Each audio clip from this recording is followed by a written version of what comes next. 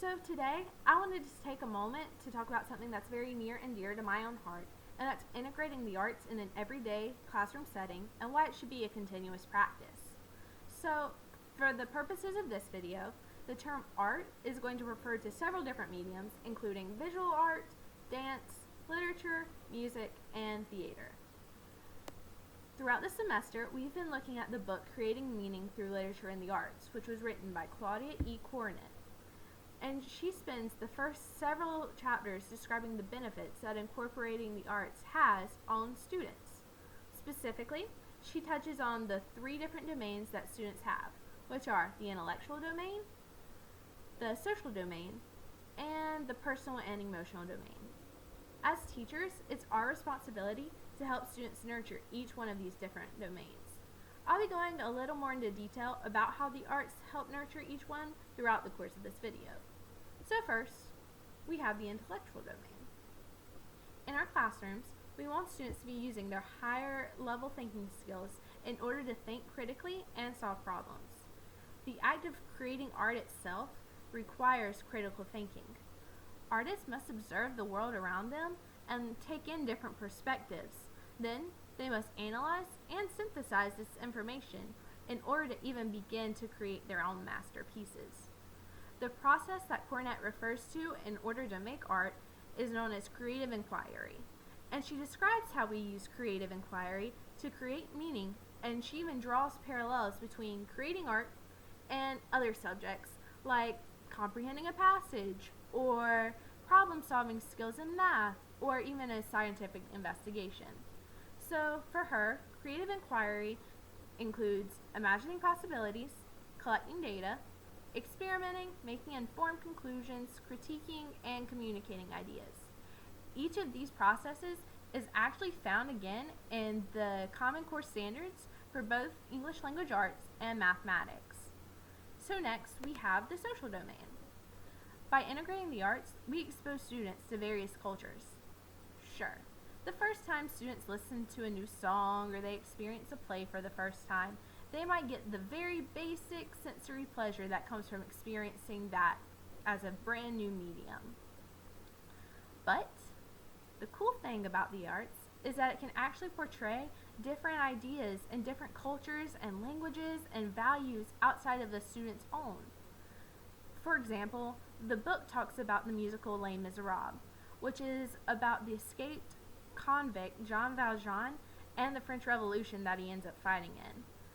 It's a love story between a father and a daughter, and a man and two other women, and then there's this whole other battle scene that goes on in Act 2. And people can go and just enjoy it for the story, because it's a good play. But if people choose to look beyond that immediate story, then they can absorb some of the period dances that are going on in the background, as well as the aesthetic look from the costumes and the sets, and why the French Revolution is even going on, and it can help give insight into the culture of the time period and the country. I'd probably also be amiss if I didn't touch on Hamilton. It's another musical about the founding fathers and the history of the formation of the United States, from the Revolutionary War all the way up through the Jefferson administration. When people first listen to it, they might just think it's another story about a man coming to a country in order to make a name for himself. It's a story that's been done dozens of times.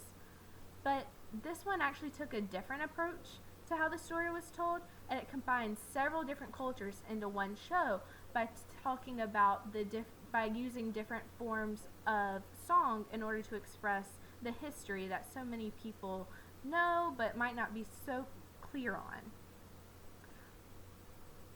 And it definitely exposes the audience to all of these different experiences just by this one play. Art in itself is also a collaborative experience. By working together in choirs, putting on skits and plays, and even working on larger visual art projects, students are able to create a work that would be near impossible to do by themselves. This collaboration creates a sense of community among those that are involved, which is definitely something that we want in our classroom. And then, when people listen to music or look at a powerful work of art, it's nearly impossible not to feel whatever it is the artist is trying to convey.